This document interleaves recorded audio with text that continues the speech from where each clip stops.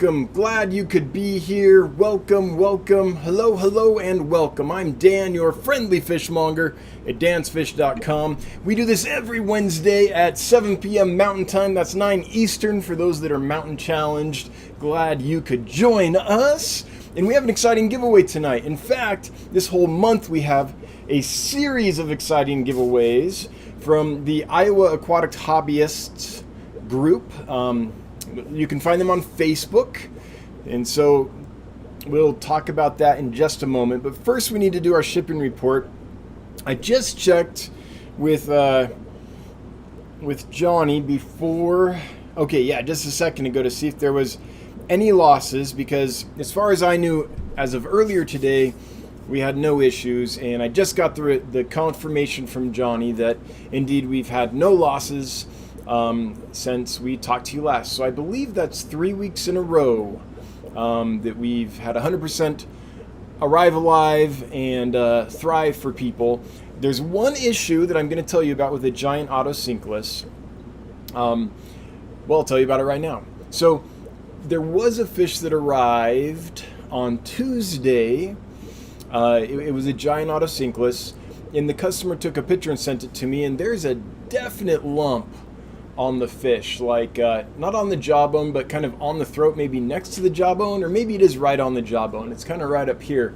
No idea what it is. Something I should have seen when I inspected that fish, because I'm the one that caught that fish and put it in the bag for the customer, and changed the water on and everything. Like me personally, these hands did that. I can't blame Mandy. I can't blame Random Arms, can't blame anyone but myself. And it's an obvious thing. But it's not like a little thing. It's not like a little ick thing or anything. I don't know what it is. It looks just like a little lump, just like if a person had a random lump of skin or something like that. So we are keeping an eye on that. I've asked that customer to let us know if there's any difficulties or problems that result from that. I'm hoping the fish just settles in and just happens to have a skin tag or something. I'm not sure. But that's the only issue. I think that fish is perfectly healthy. I just missed something that I should have caught. So not a DOA and not a fish that arrived sick or anything, we don't think, but still not a primo event. But in the last 3 weeks, that's the only real issue I can recall right now. So that's pretty good. With that, we're going to move on to the giveaway. So, the Iowa Aquatic Hobbyist group, you can find them on Facebook. In fact, let me show you their Facebook page. Right here is sponsoring the entire month of May with giveaways. So, providing giveaways for the entire month of May. So, they are going to be giving away a different cool fish thing each week throughout the entire month. Today, it happens to be a group of cherry shrimp, and it will be at least 15 shrimp, including some buried females. And if you would like to say thanks to them or have any interest in a Facebook group, if you're looking for a Facebook group, consider joining this one, Iowa Aquatic Hobbyist. Since they're providing the giveaway, I'm going to tell you a little about them. So something I look for when I look at a Facebook group, and I don't do a lot of Facebook, but when I do, I look for a group that's very active and is positive. And I've kind of vetted this group and gone over their posts for the last little while, and I think they're that case. So there's all these posts just from today, which means it's an active group that people want to be part of. I'm scrolling, I'm still seeing we're only 6 hours out, 10 hours out, 2 hours out, 3 hours out, 3 hours out, 3 hours out, one day. Okay, we got to a day. 5 hours, so we're still today. So there's all this activity, and I think if I keep looking, I'll see, okay, now we're getting to 3 days. So yeah, all this activity, which means it's active, and the posts and the responses are positive. And I'm not saying they're all like rah rah yay, but you aren't having those issues that you can sometimes have in groups. Now, Of course, any Facebook group can develop those. Any YouTube channel could develop those. Like those things can happen when people get together. But so far, it seems an active group that isn't just there, yelling at each other. So that's pretty good. So anyway, if you're looking for a Facebook group about fish, this seems to be an active, positive one. Iowa Aquatic Hobbyists. So, check them out. Give them a look-see. Or, if nothing else, enter the giveaway here and see if you can win some cool shrimp. So, I was going back and forth on what the phrase should be for today. I was thinking Iowa Aquatic Hobbyists, but that seemed like people would type it wrong. There's a lot of, you could mess up with your thumbs a lot trying to type all that in. So I just went with IAH. Hashtag IAH, standing for Iowa Aquatic Hobbyists. So if you would like to enter to win a group of 15 red cherry shrimp with at least some buried females, then in the chat all you have to do is enter hashtag IAH. No spaces or anything, caps don't matter, and that should get you entered to win. Looks like it's working, people are coming in. Okay, good. So thank you to the Iowa Aquatic Hobbyist Facebook group for providing the giveaways for the entire month. That's awesome. First time we've ever had someone that was like, yeah, I'll do a month.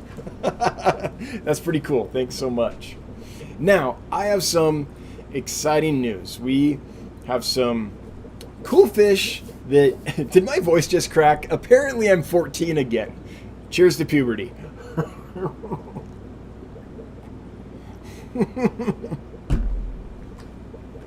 Oh boy. High school, here I come. Anyway, was that junior high? I don't even remember. Anyway, we have some amazing fish that we just listed on the website. So I'm quickly going to show you the new fish that are available right now at dancefish.com that were just listed about 10 minutes ago. Here they are. The first one is Nanostomus rubocaudatus, which means red tail, which is interesting because they have a tail and they have red, but their tail certainly is not red. This is one of the beautiful pencil fish out there, one that makes us all drool. Really, really good looking fish. And we have a second species as well, Mortenthaleri. Now these pictures with this white line, that's kind of the flash. They don't actually really have that. They look more like this. Pretty much a solid red, or this. Solid red between the black stripes. And the reason, the way you can tell these apart is on the Mortenthaleri right here on the dorsal fin. You'll see a little white spot in the front of the dorsal fin towards the body, and then it turns red towards the tip. Whereas in rubocaudatus, it is red on the bottom of the dorsal fin and clear on the top. Hopefully you can see that. Hopefully these pictures are coming through clearly enough. So white on the bottom, red towards the top. This shows the red a little clearer maybe. Whereas rubocaudatus, red on the bottom, white on top. The other thing is, in rubocaudatus, the red does not go all the way through the face. See these? The red doesn't continue through the face where it does in Mortenthaleri. It continues all the way up to the tip. So, two beautiful, beautiful pencil fish. Common names on these, I don't know why this is called the purple pencil fish. It's definitely red. Like this, that purple color, I've never seen that. To me, that's maybe a Photoshop job or a weird camera thing. They look like this to me. And they do look this good. This is not, you don't have to doctor these up. Now, they don't always look like that, though. Sometimes they'll look more like this, a little more faded. The way Random Arms describes it is that a kid took a color crayon and kind of colored between the lines. So they do, here you go. See this? The color's not all the way there, not fully colored up. But they always look really good. Even this is pretty. And there's always a few in the group that are colored up. These guys, again, I don't think that's an accurate depiction because it's got that weird white line. These guys generally do look this good. Maybe when they first come in and are stressed out, they don't. But in general, they do look this good. Now, on the coral red pencilfish, the Morton thaleri, I think I might only have males. There are 4 in there that might be females, but they could also just be males that are not feeling dominant or colored down. I don't know. On the Rubrocaudatus, the purple pencilfish, I don't know why they're called that, but they are.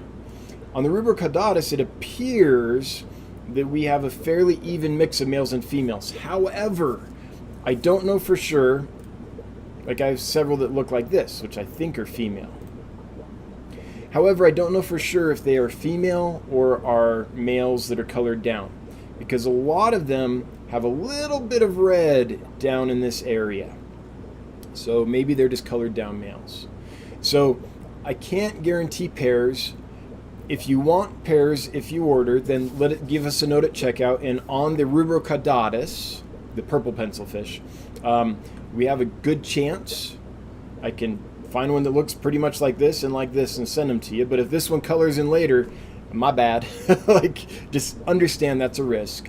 Whereas these, I can probably only send you males. Okay, so that's the pencilfish.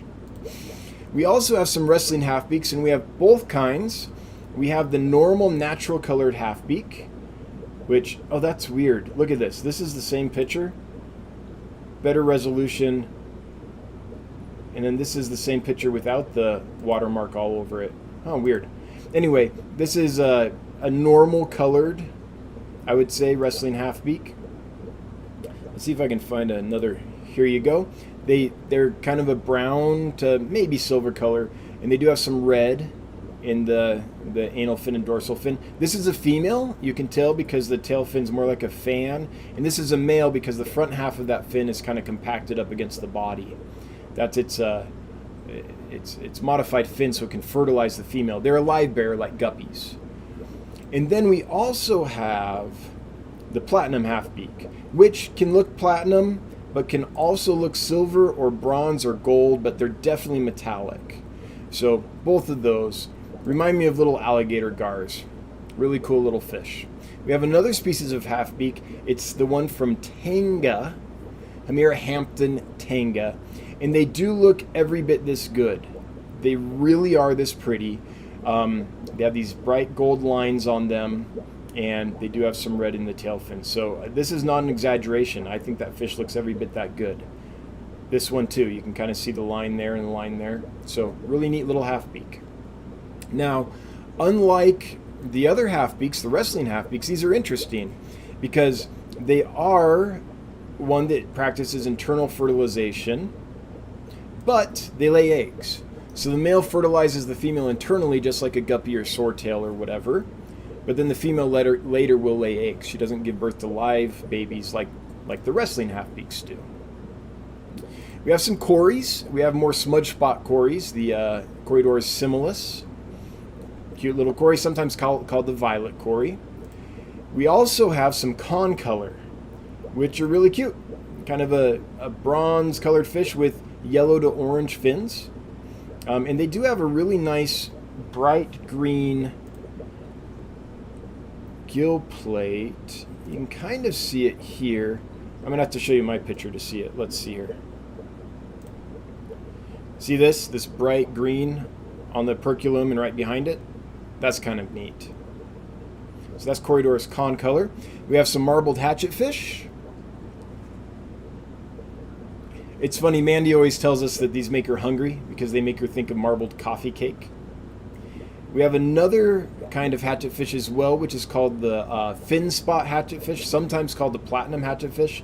And they're called the fin spot because it's hard to see in these pictures, but the dorsal fin has a black spot on it. Unlike the last species of silver hatchets we have, I forget which one it is. It's a different genus altogether, actually. So, spot fin, because once they settle in, you'll see little dark spot on the dorsal fin. And this is interesting. Look at the skeleton of one of these. Like this huge mass of bones right here. That is just to hold the muscles that power this pectoral fin right here that they use as a wing. They're basically the freshwater version of a flying fish. They will catch air and fly. So you need a lid on your tank if you're going to keep hatchet fish. But that's why they have that hatchet shape. It's this big, massive bones so that they can attach a bunch of muscles to them to power these wings, if you will, so they can jump out of the water and glide. Bleeding Heart Tetras, one that I think we all know and love.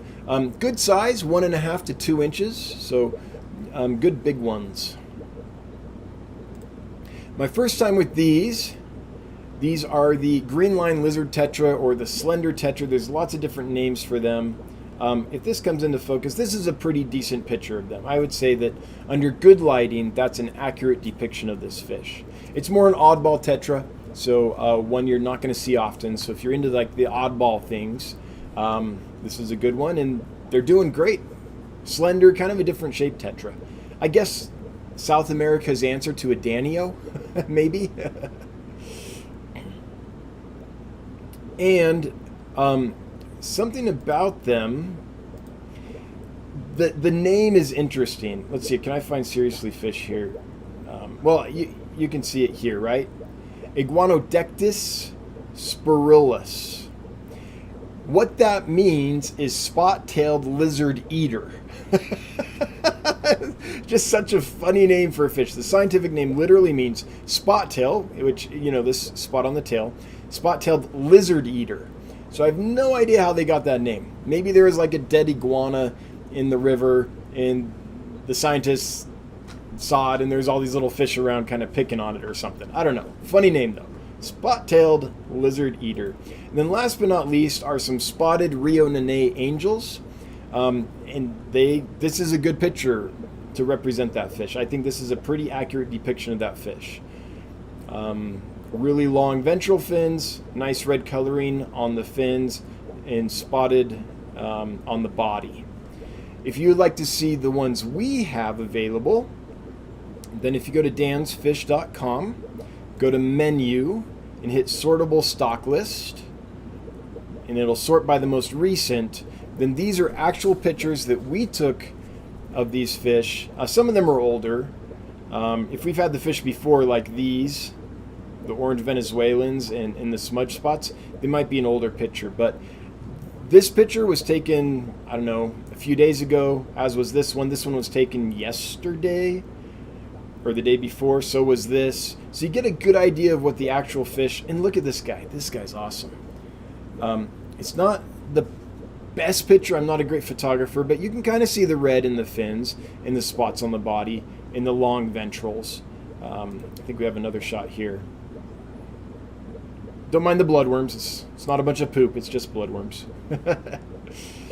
Anyway, we take our own pictures unless otherwise noted, and so you can kind of see what you're actually getting. So, oh yeah, so I don't know why I showed the other pictures of this. This is a good picture of this fish, the wrestling halfbeak. The red here, and they often get red on the anal fin as well. This is a female. See how the fin's fan-shaped? And she's fat. She gave birth to a litter after this picture was taken. And the male. And these are older pictures. This was the last batch, but it's pretty accurate. So anyway, let me close down all these pictures so I don't have so many windows open. That's what we listed for sale as of, I don't know, a little before we went live, a couple minutes before we went live. In fact, I was kind of like banging away in a hurry to get them all listed right before we went live.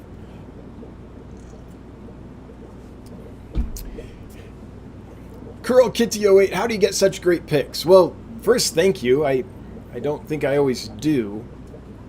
But the way I do that is I follow Jimmy Gimbel and some other photographers. But Jimmy, who works at Aquarium Co-op, a lot of us know of Jimmy, Swisky,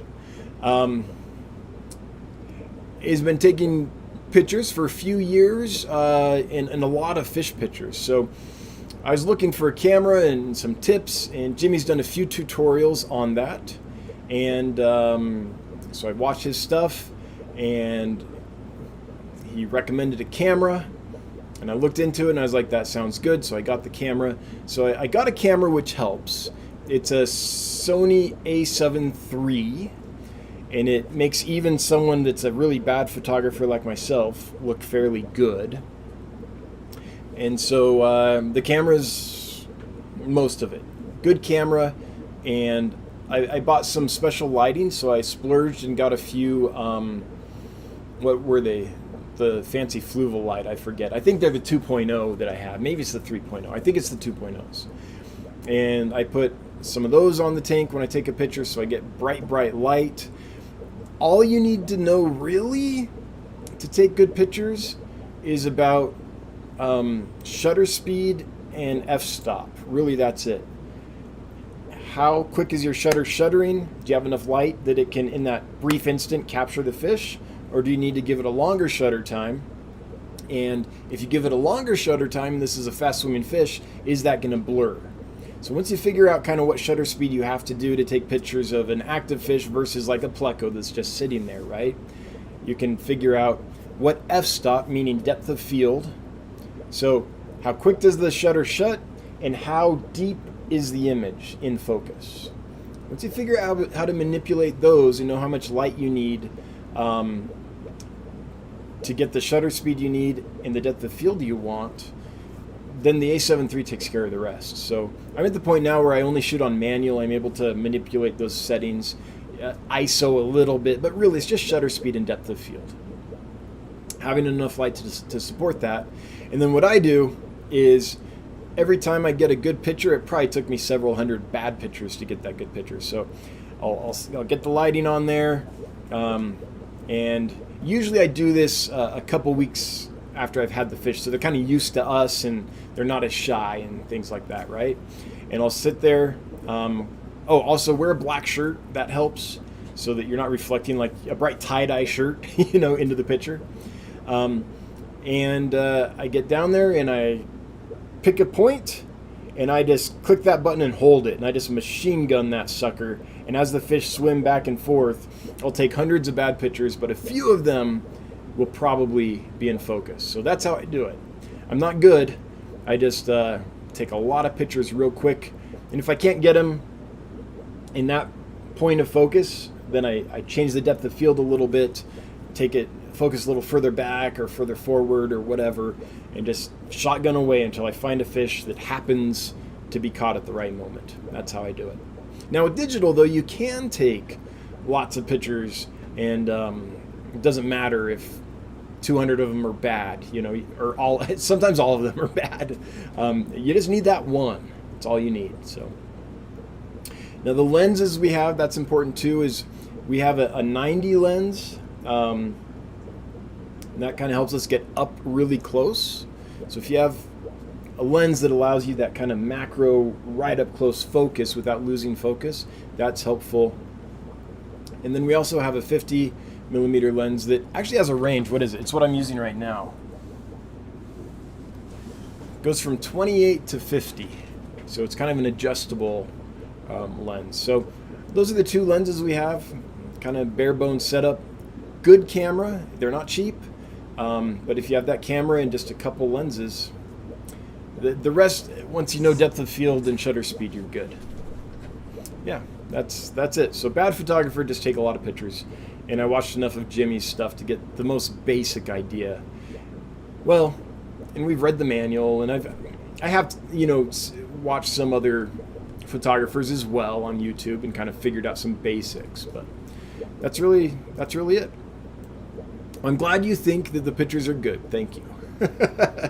Every now and then they really are. Sometimes I'm like, oh, the other thing is focus on the eyeball of the fish. Try to get the eyeball in focus. So as I'm going through all the bad pictures, all I'm trying to do is find one where the eyeball's in focus. And if it's in focus, then I'm like, okay, I can use that. All right. So that's what's going on here in my neck of the woods. Let's find out what's going on with all of you folks. So if you have a question or comment for us, leave it down below. Just type @DansFish so it highlights for me, and I'll get right to it. I want to thank my moderators before I do that. A sincere thank you for being here and doing what you guys do every week. Really appreciate you. And I always forget to ask this until the end of the stream, but I'm going to ask it now. Is Punchy Paints going next? If so, let me know, Punchy Paints. so I can send people your way. So I want to support you because you support me. All right. With that, yep, let's get to the questions and comments here. Now, chat has jumped a few times, so I might not be able to see everything, but I'll do my best. I do see, I've got a little super chat here from Xanadu. Xanadu, thank you so much. I'm glad I stocked up on Dance Fish gift cards during the Vinay auctions. Also, FYI, the Petco tank sale is back on this month. If you're itching for some of those and need more space, get them while you can. Awesome. Yes. More tanks equals world peace. Do your part for world peace. Set up more tanks. Get more relaxed. Yes, indeed. You know, until you get to the point where it's stressful and then there's no world peace. Don't set up so many that you stress out. But, I mean, I jokingly say that, but part of me is like, you know what? Aquariums for me are so relaxing. Just having that bit of nature in my home, and there's something therapeutic about that. You know, they live in 3D space and how they move in the water and the bubbles and all that. I really do think it is a de-stressor for people. And if more people had tanks, I think there would, you know, maybe it would be a little less stressful world. So the fun way I say that is more tanks equals world peace. Carmo's Creations, may the 4th be with you, you as well. Thank you for the live stream. Thank you for being here, or it wouldn't be much of a live stream. So you're welcome, and thanks right back. Let's see here. I want to make sure my stream health is good. Okay, it is. Oh, I must have missed a super chat because it says that the chat revenue is $23, and I only see Xanadu's chat for $20. Whoever I missed, I'm so sorry. If a moderator could point me in that direction and let me know who that was, I would like to thank that person. I hate it when people throw money at me, and I don't even have the decency to say thank you. So thank you. Ira Nelson, what Cory would you recommend in a 90 gallon with 3, wow, 1 foot of this fish? It's not a rice fish. No. What is this? Okay. Reputable calabraceus. What is that? Oh, the reed fish. I was right. It is the rope fish. Okay. Every now and then, my brain remembers things I don't even know it knows. So here we go. The rope fish. Okay. Cory's with rope fish at 1 foot. You know what I would...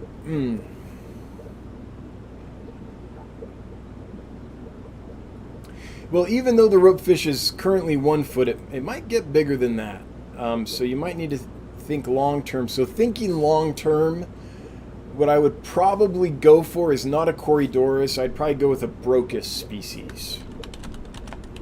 I've seen Brochus splendens, like big fatties at 5 inches. I don't think that a rope fish, even full grown, would be bothering them. So here's the Brochus species. Oh, that's multiradiatus. Let's just look at splendens, because that's the one that you're probably going to be able to find. And I've seen big chunky splendens. Yeah, like a big adult splendens. I don't think that even a big adult rope fish would bother them. And what is their size? Let's just see what Planet Catfish has to say about this. It says 3 inches. I think I've seen them bigger than that. Let's see, is Planet Catfish available? They usually are. There it is. It's not the end-all be-all, but I think that they tend to be 3.9 inches. That seems more like it, about 4 inches, yeah. And I think I've even seen them bigger than that. There were some, I've seen some big ones. So that's my thought, Ira, is just what gets big enough that when the rope fish are full grown, you don't have any danger of anyone getting eaten or getting stuck in someone's throat and spining out or whatever. So that's my thought.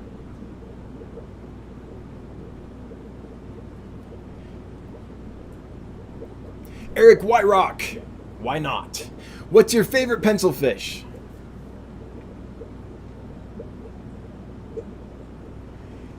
I don't know. I should probably say one of the ones I just listed for sale, just because they are gorgeous.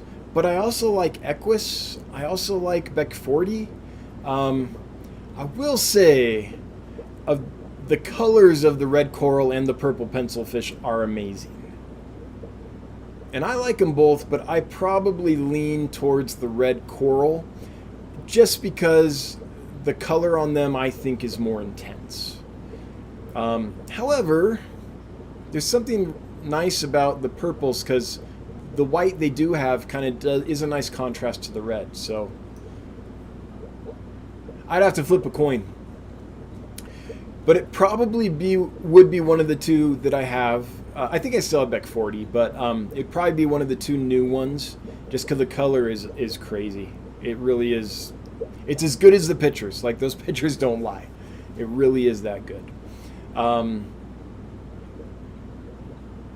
Yeah, I think that's what I would say. And I'd have to flip a coin between the two. I've gone back and forth a few times since I've had them, trying to figure that out. Super chat from Alexander Engelhardt. Alexander, thank you so much as always. Appreciate it. How do you, like, yeah, just thank you.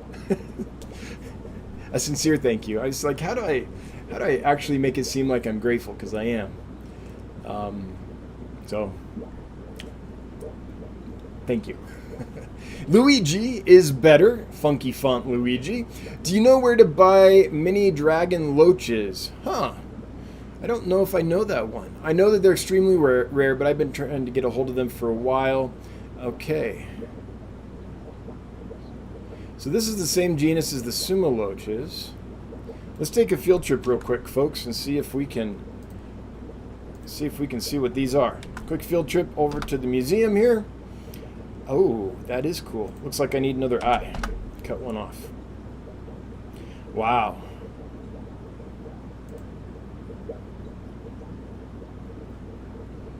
Yeah, I've never seen this fish. When it comes to super rare fish from Asia, the place I would check is my friend Wesley Wong.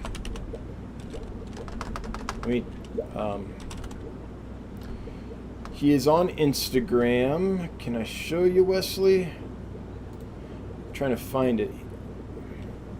He's always got stuff on Instagram, so I'd be surprised if I can't. Okay, cool. On Facebook, he's Rare Fish. On Instagram, he's Fugu Puff. This is Wesley Wong, and he gets all kinds of really cool. He's a rare fish specialist. I do some rare fish, and I can get some stuff that he doesn't have, but he can get a lot more stuff that I've never even heard of before. So he's like the real deal when it comes to rare fish. So here's a cross river puffer, for example. That's pretty cool. Man, oh, that's a cool fish. Some neat rhinogobius.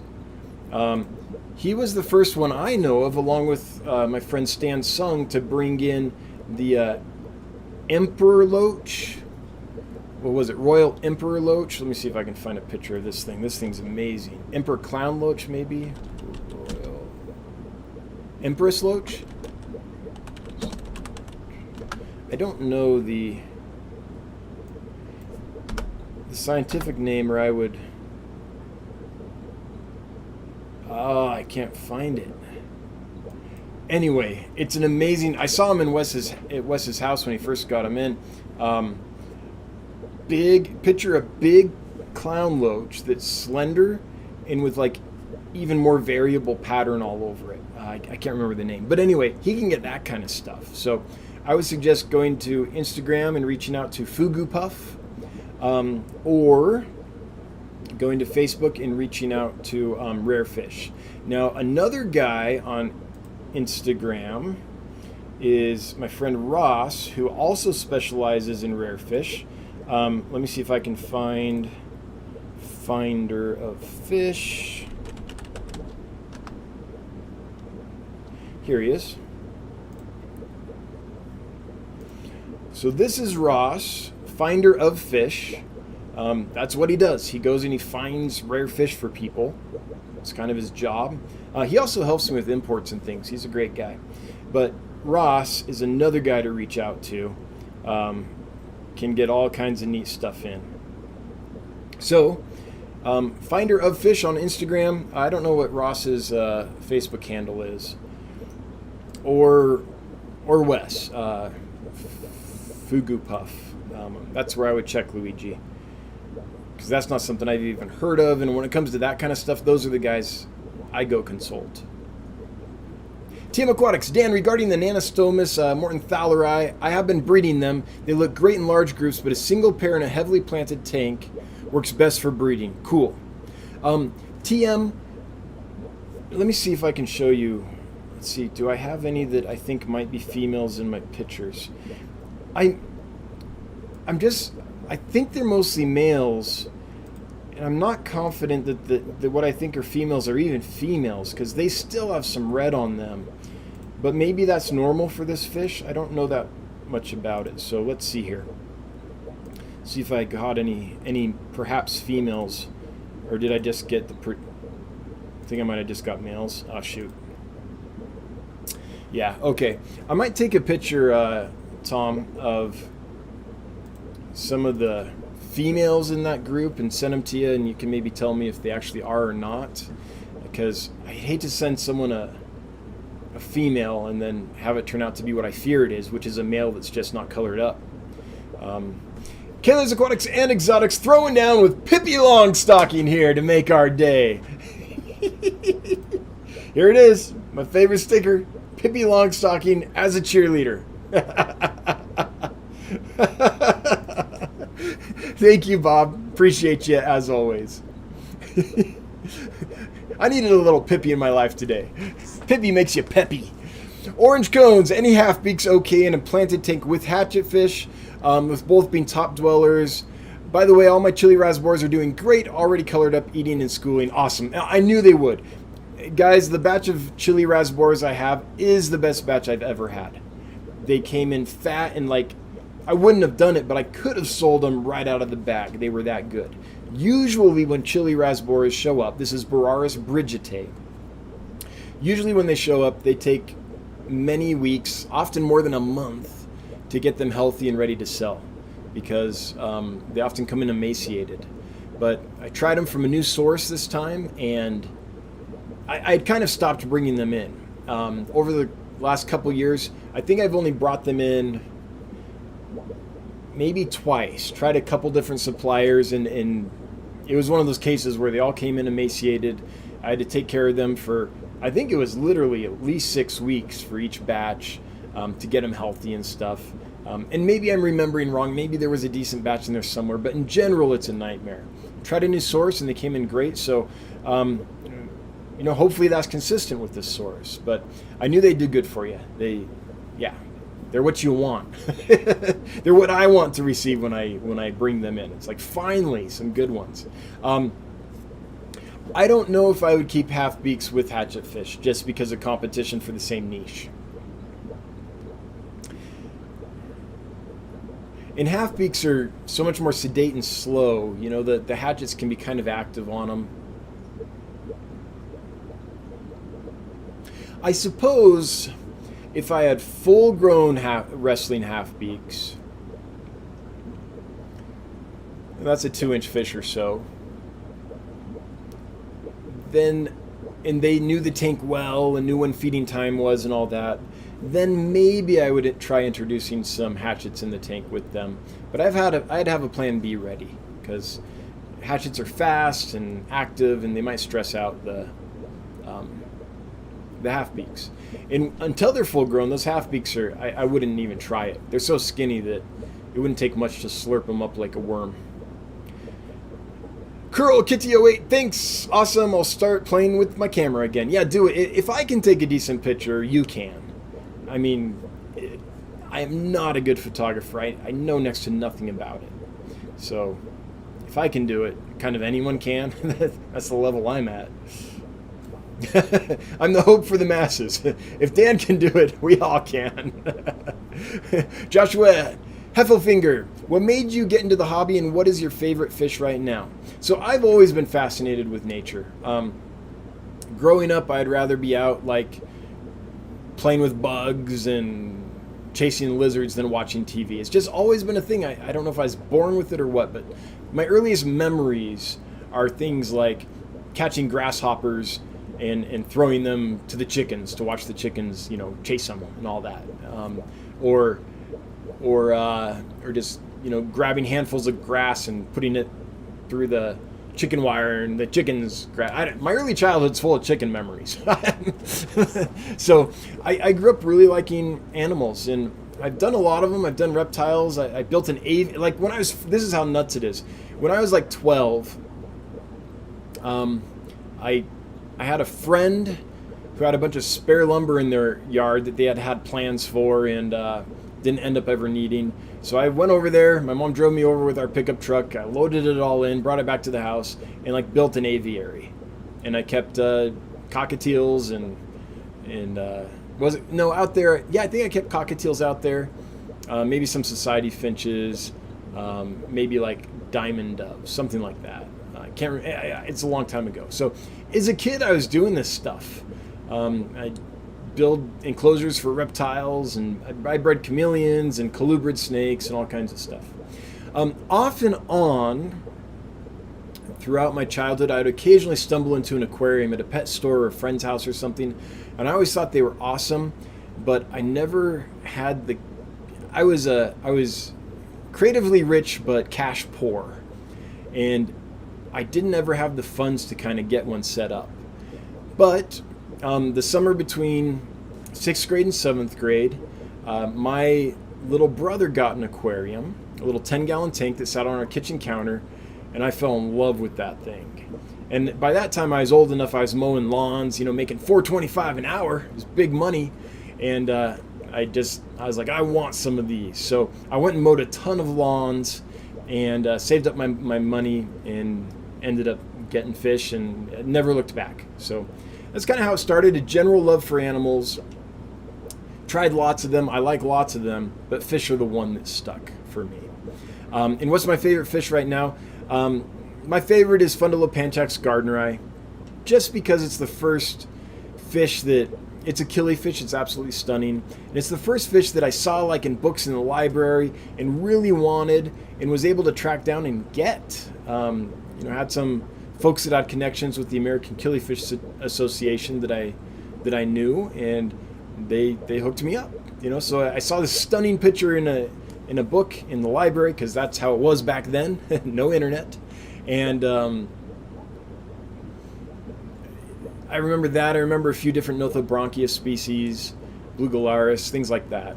But the Gardneri were the ones I really wanted, and I took that picture into the pet store and I showed it to the guy, and I'm like, can we get these? What is this? He happened to be a member of the American Killifish Association and a killie geek himself, and so I was able to get some. So it was, that's the one that I remember, seeking that, getting that, and breeding that, and raising that, and being successful with it. So that's why it's my favorite. It's because it's awesome, and just for nostalgic reasons as well. They're hardy, they're beautiful, and they're prolific breeders. So easy fish. Fundulopanchax gardneri. Punchy Paints is going next. All right, if you want more fish goodness after this, then check out Punchy Paints. She'll be going live at about 9 p.m. Mountain Standard Time after I'm done. I'll get done about 8:30, and she'll go about half an hour afterwards. Good to hear from you, Pam. Hope you're doing well. Alex, best shop around North Central Indiana. Or Indiana, or is that Iowa? I think that's Iowa. Yeah. Sorry, my abbreviations. I think the lowercase abbreviation threw me off there, Alex. I don't know. Anyone here from Iowa? Chime in. Let us know what's a good shop around North Central. Samuel Fernald, Joseph Fernald. Favorite species of freshwater goby. Ready, set, go. That's easy. Rhinogobius. What is it called? It used to be called woowii. Now it's called like Duospilus or something like that. Rhino. Okay, field trip. Check this goby out. There it is. Duospilus. Used to be called woowii. W-I-I used to be its name, which is so much easier. These guys are really cool. What's an actual picture of one? Because I'm seeing lots of Rhinogobius species here, but they aren't the right one. Here you go. Pretty little Rhinogobius. I love the red striations on the gills. Just a cute little fish. And this is a good picture of them. Yeah, I mean, it's a dark picture, but you can see the orange in the fins on this picture. And I think that they're probably my favorite because they were the first Rhinogobius I kept successfully. I just really like these guys. But all the Rhinogobius I think are super cool. Now, I also like Stiphodons and all that, but Rhinogobius were my first, so I tend to be nostalgic like that. Any fish that I really wanted and finally found and like had a good experience with, that feeling sticks with me. John Keith Gardner, do we have a timetable when the Amazon puffers will be ready?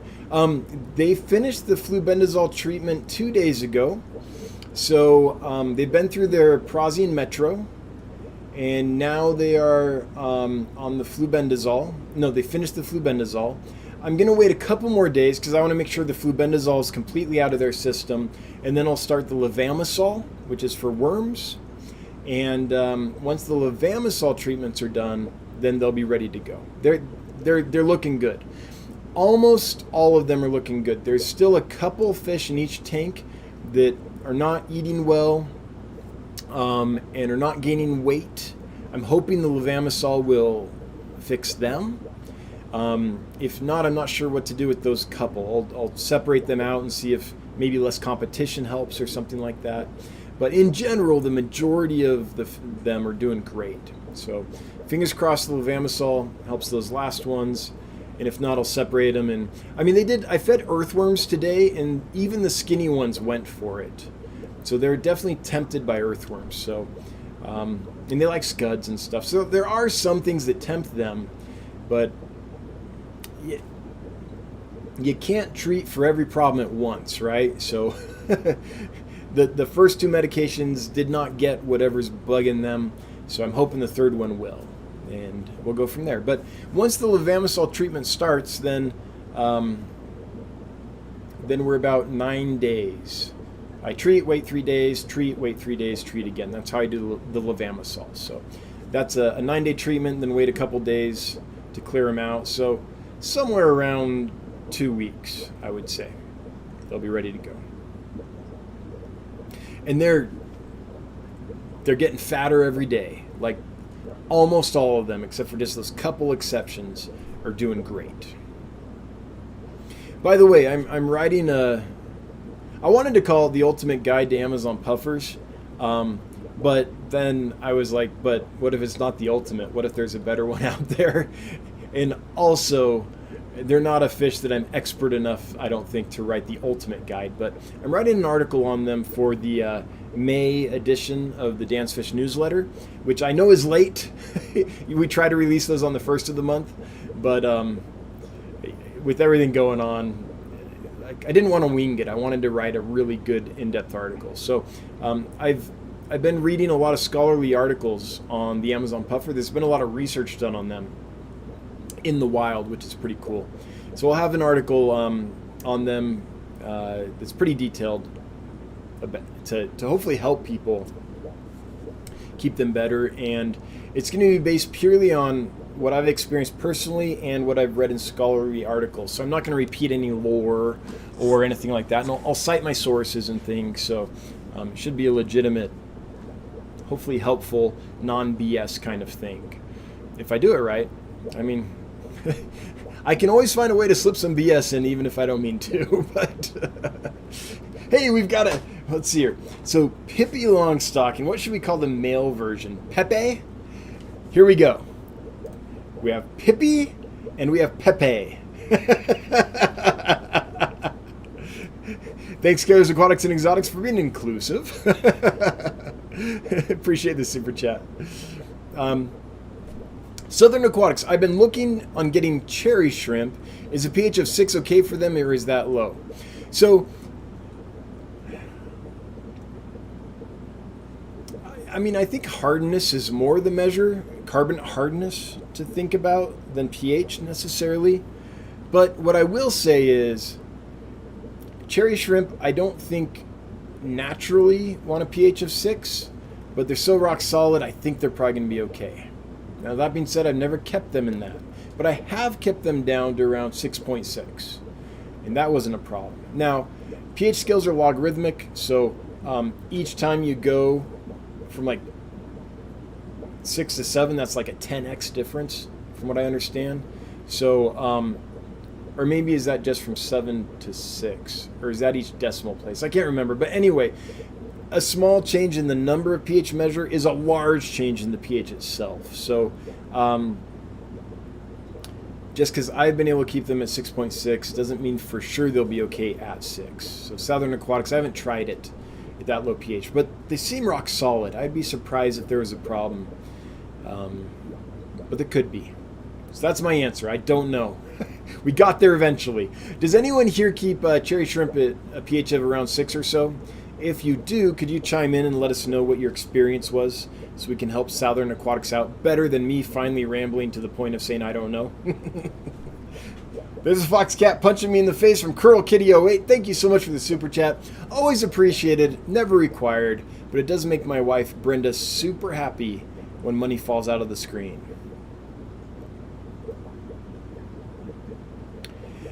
Verily, verily, Casey, do you have panda corys? I do, and let me check here. I think I just put some on dansfish.com, but I haven't got a picture of them yet. No, I don't. Hang on. I need to put them in, don't I? Yeah, I have them. I have 25 of them available, so I'll go ahead and add some. They are about an inch right now. And here we go. Panda corys. Let's add those. Let me make sure that I don't have old information. Yeah, they're about an inch. Yeah, I just did this in a hurry and must have forgot to post. Wait, it says deactivate item. Well, that's weird. It must be posted then, but it wasn't there. So what happened? Panda corys, deactivate item. Okay, let's try this again. Post item. There's a disturbance in the forest. Panda Cory. Okay, there they are. They're listed now. I don't know what I did wrong before. Whoa, that's weird. Like my screen, look at that. It like shifted chat over there. I don't know what happened there. Oh yeah, I do. I drugged something thinking I was on the other screen. Hang on, let me fix that. There we go. Okay, how's that? That's a little better. It's live, folks. That's how you know. All right. So I will get some pictures of them, but they look like your standard panda cory, about 1 inch. Dan White, what fish are selling better than expected right now? What was it? Oh, the dwarf anchor catfish. I got the dwarf anchor catfish in. I've always liked them. And I got them in kind of thinking, I don't think that many people are going to be into these. But turns out lots of people want a peaceful little nano catfish. So they're selling like crazy. So that's the one that surprised me right now. There might be a couple others, but that's the one that comes to mind. In fact, Random Arms and I were just talking about it the other day, like, holy cow, should have brought these in earlier. Michelle E., do you recommend a liquid fertilizer? Michelle, I know almost nothing about plants. The only fertilizer I use is the fish food I put in the tanks. But I also don't keep that many plants. I just keep like super hardy stuff that even I can't kill. Yeah, I don't use it, but I'm not the right guy to ask. I'm not good at plants. They're not my focus. New Mexico Aquatics. Hey, little Bobby. Tips for spawning and raising Pseudomugil gertrude. Thank you. Okay. So if I was just starting my first time trying to breed the spotted blue eye, Pseudomugil gertrude, here's what I think I would do. I would get 2 aquariums. This first step you don't have to do if you don't have 2 aquariums. But I'd get 2 aquariums, I'd put males in one, females in the other, and fatten the females up really well. Now you can do them together without this, but if you do this, you'll get a lot more eggs from the get-go. And more eggs equals more opportunities to succeed, right? So I would separate them, feed the females and the males really good for a week or 2 until the females are getting a little plump. And I'd have a lot of floating plants on the top, maybe some spawning mops in the corner, maybe a big chunk of Java moss on the bottom. So just lots of plants, like half the tank just choked with plants, and maybe a spawning mop on the other side, little free swimming space on one side, right? Sponge filter, mature, well-seasoned, cycled tank. Take the males, put them in with the females, and I'd leave them in there for a couple days. And then I would take them both out and wait a couple weeks. And I'd be very surprised if you didn't see a bunch of little fry starting to appear and raise up in there. Now, I'd have infusoria or rotifers or paramecium or a tank full of green water available. And that's what I would feed them at first. And I'd have food in front of those babies all the time, all day long, until they're big enough to eat baby brine shrimp reliably, and then I'd switch to that. So I think that's what I'd do. Separate the sexes, make sure the female's tank is ready to accept eggs and has a lot of life and is well matured and stuff, so there's lots of food there for the fry, lots of hiding places for the eggs and the fry. Put the males in that tank. After a couple days, take them out. That's what I would try. Now, if you don't have any tiny live foods, you could try powdered foods on top of the water, but you'll have better success if you just grow them in a cloud of food that's alive so it doesn't foul the water. Okay, Guppy Barn Aquatics throwing down a super chat and saying, do you have any updates on the warehouse? I don't. I knew someone was going to ask. I was going to try to avoid it. Just because I hate this situation right now. So we have to build a microbubble remover. And we're at the point now where it's all designed and stuff, and we've ordered the parts, and we're just still waiting for the rest of the parts to come. Manufacturing and supply lines right now are a huge mess, especially for PVC pipe, but for a lot of things, it's a mess. And so we don't know exactly how long it's going to be before the stuff arrives. As soon as the stuff arrives, then we'll get it together and assemble that thing. But we're just waiting for the suppliers to get us the things we need to assemble it. So that's where we're at. And I don't do good in this situation. I'm really poor about not being able to be proactive about something, I guess is the way to put it. So usually if I have a goal or a vision or something I want to accomplish, I can make it happen. Like I can figure out how myself or pull a friend in or something, and we can make it happen somehow on more or less our timeline. This is a situation where literally I've done everything I can and I'm just helplessly waiting for some parts to arrive. Like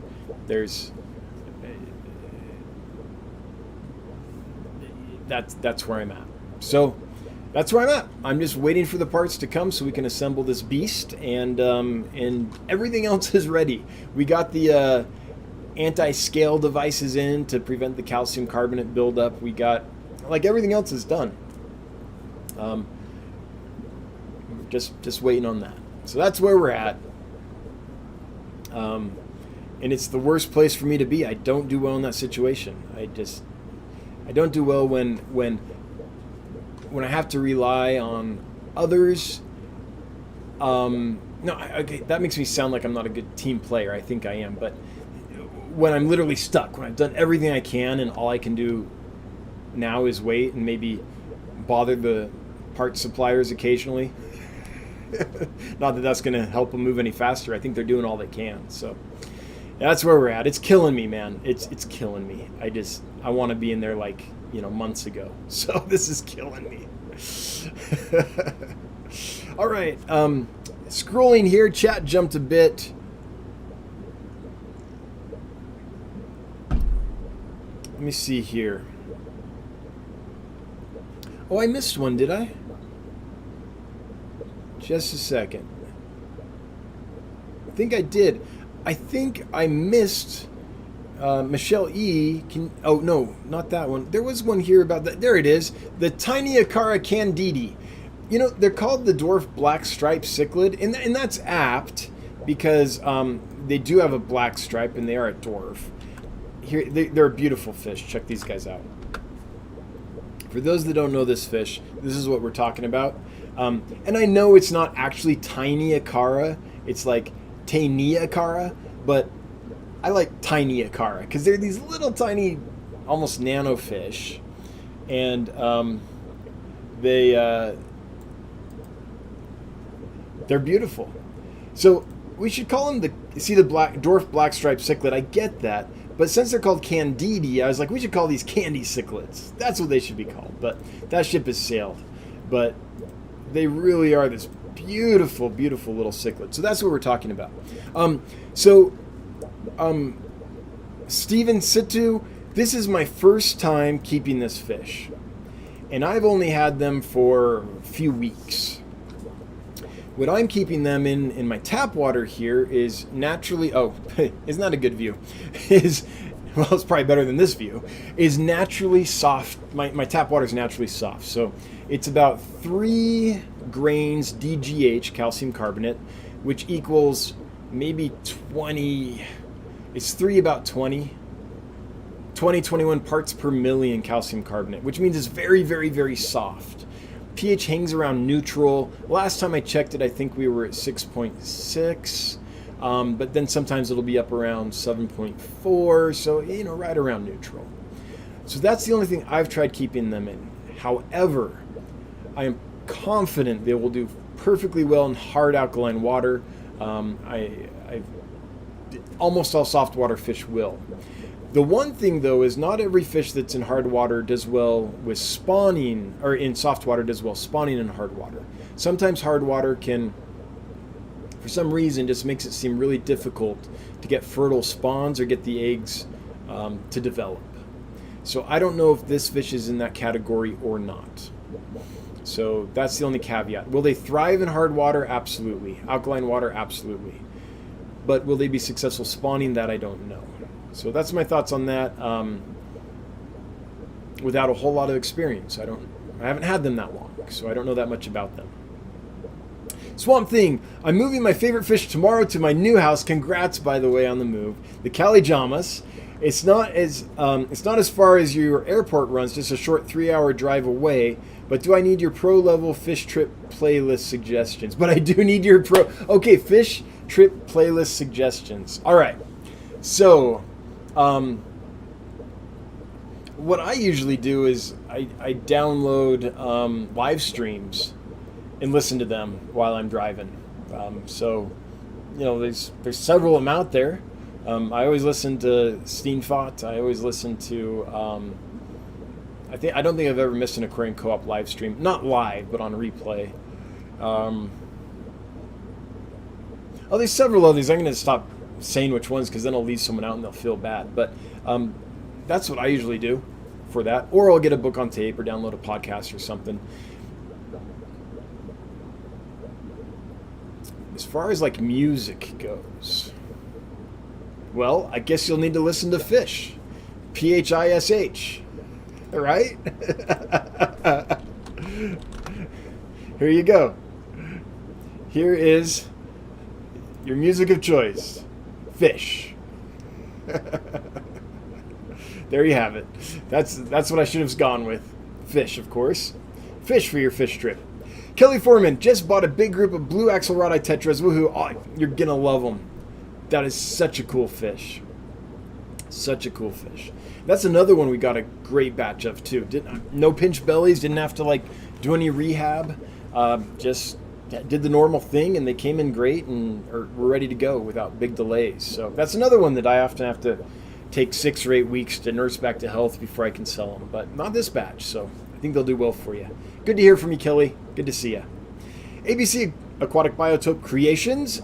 I heard you may be looking for natives. I'm breeding rainbow shiners, mountain red-bellied dace, saffron shiners, and piedmont shiners.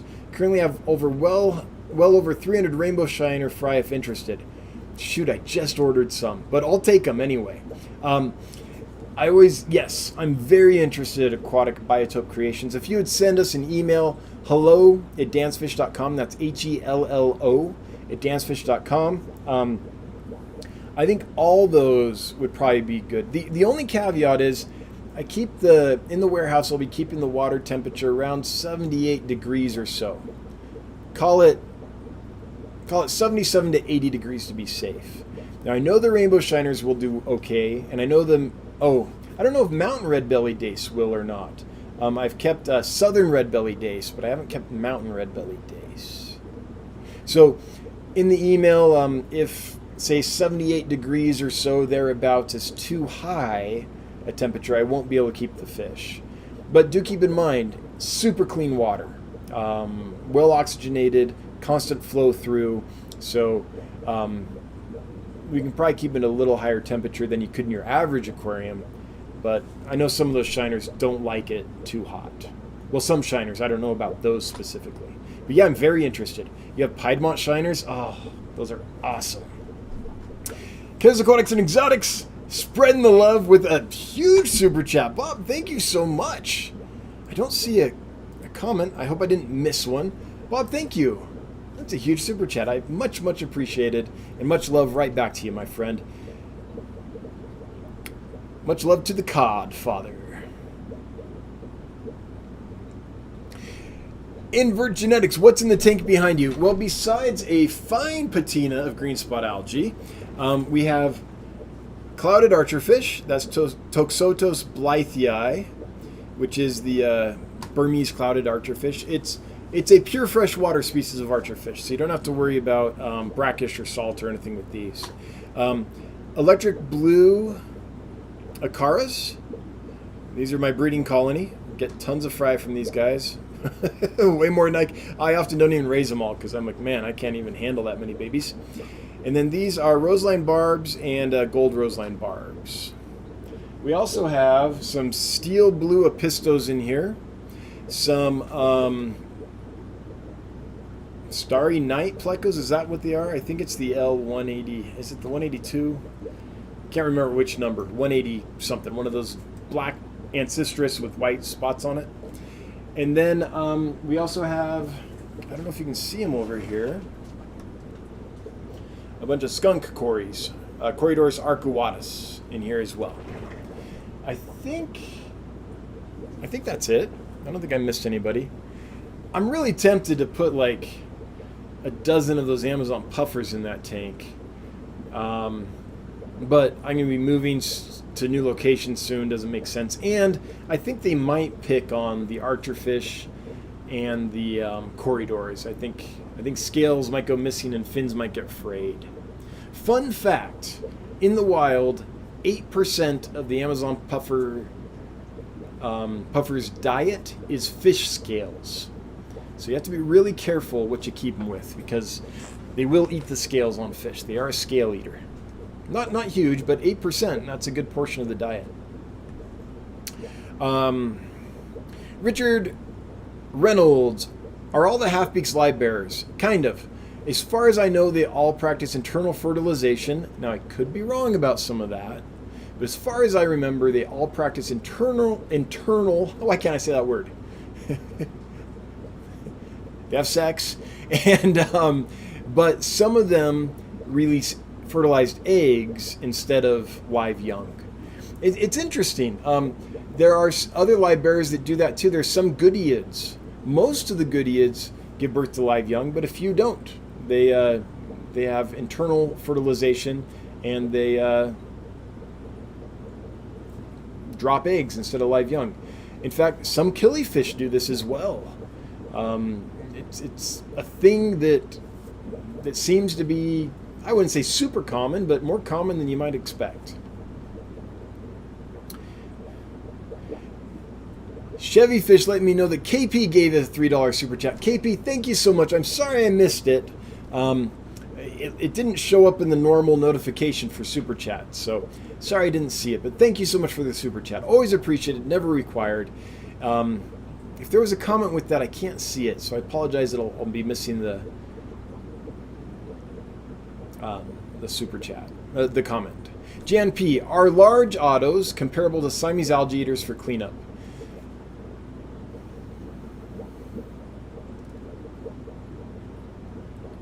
kind of. I don't think ottos are going to eat hair algae or blackbeard algae or any of that. They're going to want to eat more diatom algae. So, and they're going to be better at cleaning smooth surfaces. They can get in some nooks and crannies and stuff, but I don't know if they'll get like, you know that part of the plant where the stem shoots off the little leaf or whatever, and you get that little spot there that algae can grow right in that little joint. I'm not sure ottos are going to get right down into that. I think a Siamese algae eater is going to be better at small crevices than a giant otto. So I don't think they're going to eat the same, all the different kinds of algae that a Siamese algae eater would eat. But if you just have diatom algae, they'll do a pretty good job, especially on the smoother surfaces. Samuel Joseph Fernald. Favorite species of freshwater gobies. Already got that one. Rhinogobius duospilus. Alex, although I have to say, a lot of the Stiphodons are gorgeous. A lot of the Cichiopus are gorgeous. It's just for nostalgic reasons. If I was going, what Goby would I put in a tank to make it super pretty? I'd be going with Stiphodon rutilarius or Stiphodon anniae or something like that. Or Atropurpureus is really pretty. Pelawensis is really pretty. Some of those are super pretty. There's some Rhinogobius with good color too, though. Alex, best plants with black moors, not eating them. Had lots of advice and have a red flame sword, Amazon sword, and a bunch of Java fern. What would you recommend? So as a guy that knows nothing about plants and nothing about goldfish, I would probably go with the Java fern or maybe a Nubius. But I don't know that much about them. Maybe a really hardy Val would be okay too. But again, I know nothing about plants or goldfish. So let's source the crowd mind here, the hive mind. So if you guys have successfully kept plants with goldfish, what plants were they? Could you chime in and let us know to help Alex out? Because I don't know. Ira says, thank you, Ira. You're welcome. Alexandra Henry, any tips on Discus? Yes. Okay, I'm going to assume that the basic things are all there. You're keeping them hot. I'd recommend 84 to 86 degrees. 86 degrees is really nice for a Discus, believe it or not. At that temperature, water doesn't hold oxygen well, so I would also keep the water pretty darn clean. I'd keep them hot, I'd keep them clean, and I would also... I just had another thought and it left me. Oh, hot and clean. The other thing about the water being warm, this is what I was going to say, is that any uneaten food or anything rots really quickly, so ammonia can develop really fast. Protozoan colonies can boom. Bacterial colonies can boom really quickly at those high temperatures. So that's just another reason to keep them really clean. Besides that stuff, which you probably know, that's kind of basic Discus stuff. Besides that, I would say it's all about your source. If you start with Discus that are unhealthy, it's going to be difficult to get them healthy. I don't have a source I can just recommend, just because I haven't been in that game for a while. But I'd say that's probably what matters most. Vet your source carefully and get them from a really reputable source. And if you have to pay more money, pay the money. Get the healthy Discus.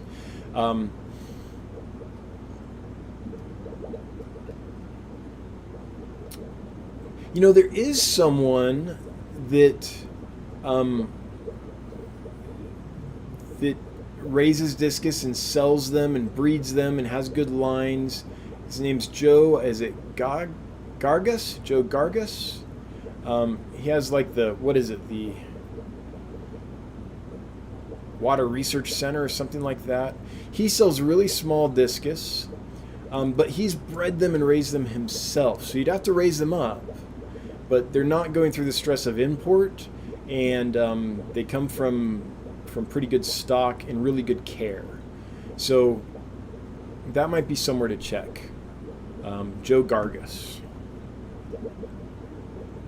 But I really think the source matters on Discus.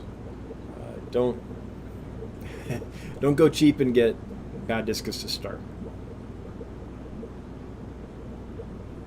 All right, just a quick note here, guys.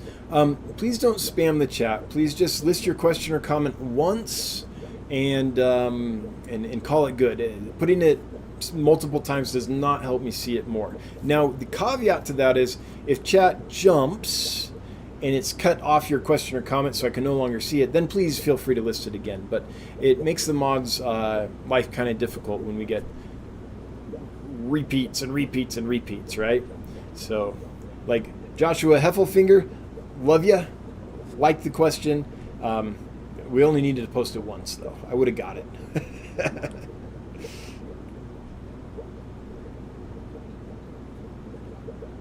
Okay, John Keith Gardner, do we have a timetable? Okay, I already got to that one. Just have to get through the levamisol treatments. We're almost there. Just Aquatics, why are wild plecos, aka like L134, more difficult for you than like wild angelfish or tetras? I don't know. I think, well, I know some things. So I know the supply chain for a lot of the plecos is long and complex, especially if they're caught in Brazil and then smuggled over to Colombia or something. So it might just be time in the supply chain during which they're not kept in optimal conditions, they're en route, they maybe aren't eating well, and all that.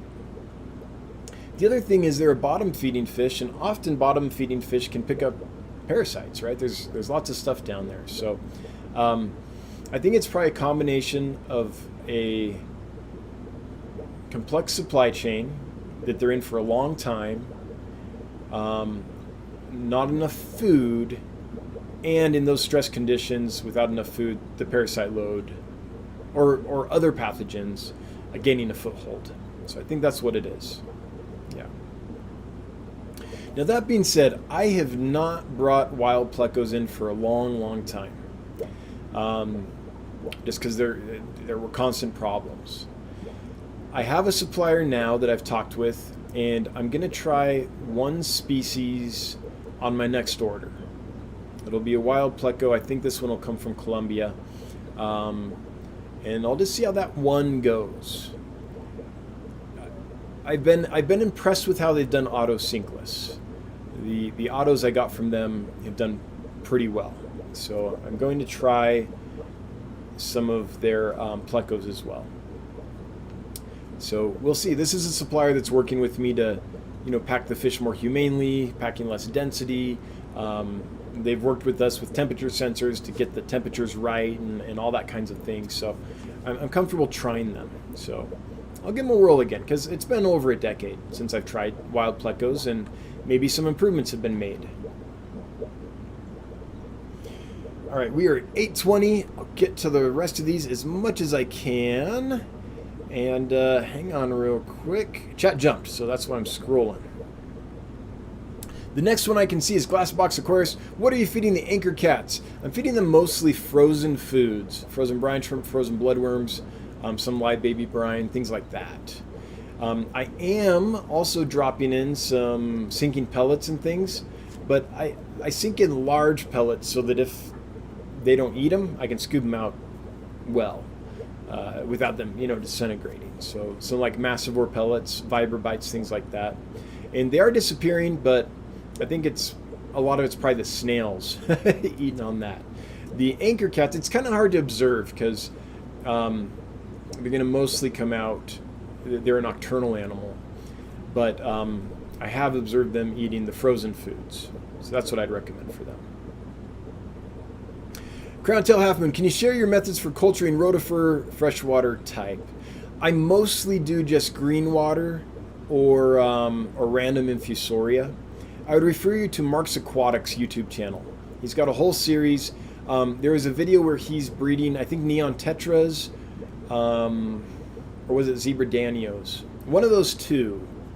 And he shows in detail how he cultures infusoria, and I do it kind of the same. So I would refer you to his channel. But usually what I like to do is a big green water tank, and it's got green water and all kinds of little infusoria and stuff in it, and Often I'll turn my scud tanks into green water tanks and feed fry from those.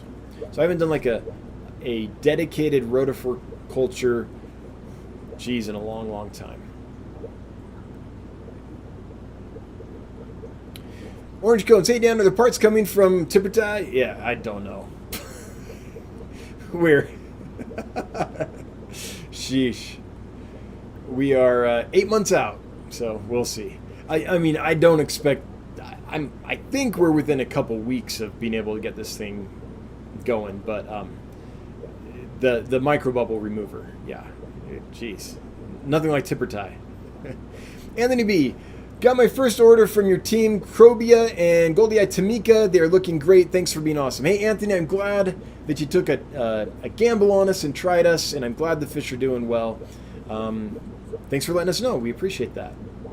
And anyone that had a bad experience, if your fish died on you or came in bad shape or anything, you can post that too. We're transparent here. We do not mind the feedback. We encourage it. So you can do that here, or you can send us an email, hello@dansfish.com. Like, in my mind, the last 3 weeks have been pretty much problem-free, right? And in general, we're problem-free. If someone has a problem doesn't tell me, then I just keep doing what I'm doing, thinking everything's going well. So I really appreciate the feedback if something goes wrong, so we can fix it. Like, if I have a tank of fish and they look good to me, but during the stress of shipment, a disease is taking hold, and when they get to you, they're not doing well. If you don't tell me that, I'm not going to know, and I'm going to keep sending those fish to other people and spreading that around. That's not good. We don't want that. So we appreciate any and all feedback, especially when things go wrong. We like the other too. Don't get me wrong. It motivates us. It's great to share with the team when people are like, man, I've never seen better packaging, or these fish settled in and started eating right away, thanks. Or this is a fish I've been trying to get for years, never could have success, but yours are living for me, and it's been 3 months. Stuff like that. That really floats our boat. And we like that. And that helps keep us motivated. But the problems we need to know as well. So we like both. Jesse Kean, what are your water parameters? Soft, about 21 parts per million, carbon hardness, and that's kind of all that matters.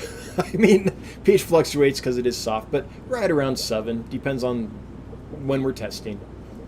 Yep. Now, in the new fish warehouse, we're going to have that soft water, but we're also going to have access to really nice hard water too, which will be nice. Alex is asking me about breeding cutters, cichlids.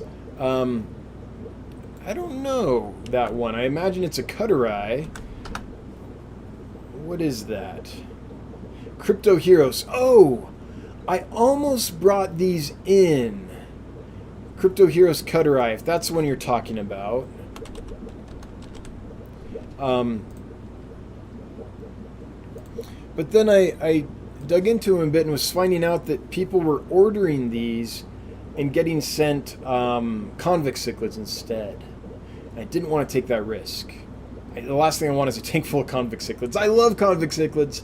They're one of the first fish I bred and raised early on, but I could never get rid of them. I would not know what to do with them, and I don't have a local fish keeping population big enough to absorb them, and I know I couldn't sell them online, so I didn't bring them in. I don't know, Alex. I've never kept that fish before. I just like it. I like what it looks like, but I don't have any experience with it. Al, hail the Monger Nation. Hey, how's it going, Yoda Kraken?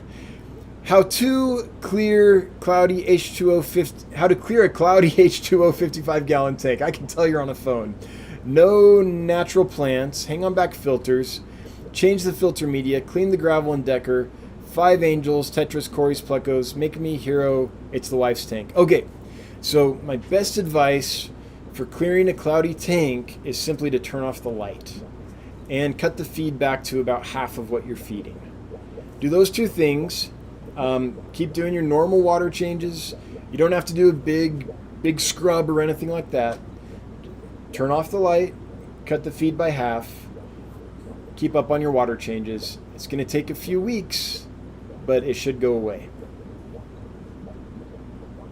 I don't know of any quick fix or any kind of permanent thing. It's just a ratio of, depending on the kind of cloudiness, of light and nutrients if we're talking about algae, of nutrients if we're talking about white cloudy. Usually that stuff will balance out. Now, one thing you can do also, this might help too, is you can get floating plants on there. You can get like water sprite, or it needs to be something that grows quick and probably has a kind of long root system would be ideal, and floats. Water sprite's awesome. And once that gets established and growing, it takes a while to get established and growing, but once it does, it helps cut light down in the water column, and it absorbs lots of the excess nutrients that can be powering cloudy water. The other thing is just time. You could do nothing, just give it time, and it will probably clear out. It'll just take a little longer. Are nanostomas okay for a high flow hill stream tank? No. Pencil fish can't take the high flow. So I would not do that, Chonsworth. With that, we're at time for the giveaway. So today's giveaway, in case you didn't know, let me go to Facebook, oddly enough, is provided by the Iowa Aquatics Hobbyist Facebook group. Right here. Very active group. Seems to be a positive place to interact. So if you're looking for a Facebook group, want to chat with some nerds that like aquariums, then check out the Iowa Aquatic Hobbyist Facebook group. And the giveaway is for a group of red cherry shrimp, at least 15, at least a few of which will be buried females. So let's just do that now. And I want to thank the Iowa Aquatic Hobbyist Facebook group for doing this. They're providing all the giveaways for all 4 weeks in the month of May. So that's pretty awesome. 210 eligible users. And the winner is Medina Aquatics. Medina Aquatics, congratulations. You have won a group of red cherry shrimp from the Iowa Aquatics Hobbyist Facebook group provided by Brian Klein. Thank you. Or Bryson, not Brian. Thank you, Bryson. You have 10 minutes to chime in and let us know that you're here, and then you'll have won. If you don't chime in 2 minutes, we'll draw someone else. Them's the breaks. Joshua Heffelfinger, any suggestions for fish or anything to take care of white algae? So I don't know what white algae is. I think we're talking about white cloudy water, in which case I would say time, cut food in half. I'm assuming you do normal, regular water changes and take maintenance. I wouldn't necessarily change that. And floating plants can help as well. So kind of the same things that we're talking to Yoda Kraken about, or Al about. Ira Nelson, is there a shrimp safe fish to take out hair algae? Shrimp safe.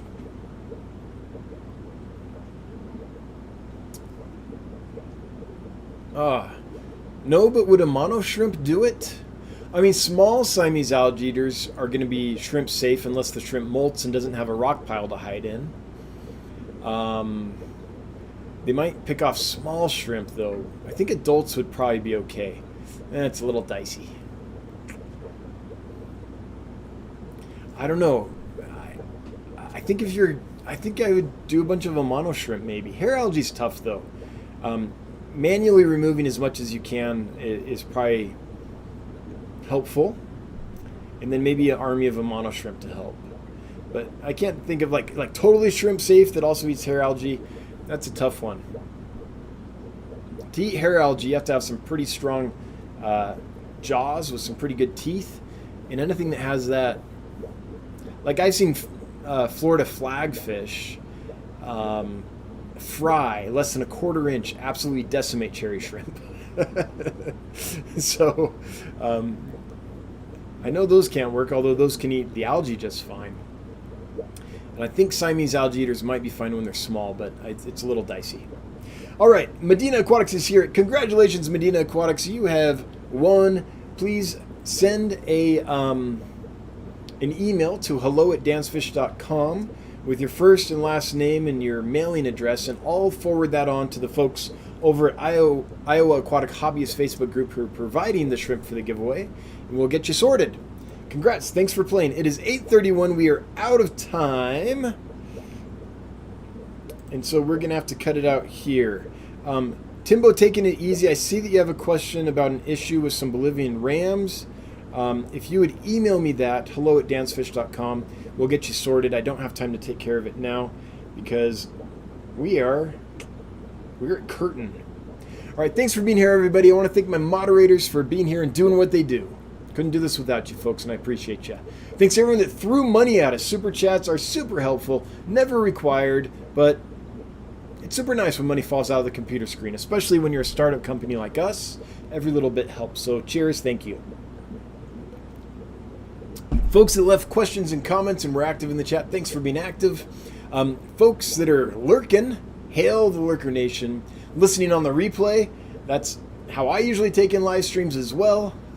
At that point, they're not live streams anymore. I guess they're dead streams. So anyway, thanks for being here on the replay. If you're listening to the podcast, thanks for listening, and especially thank you to Michael Mellier for making the podcast possible. Punchy Paints is going next in about half an hour, so check out Punchy Paints if you want more Fish Geek Tube community chat with some art. Punchy's a phenomenal artist. Yeah, we'll be back same time next week, same bat channel, same bat time. Until then, I hope you have a good one. Thanks. Bye-bye.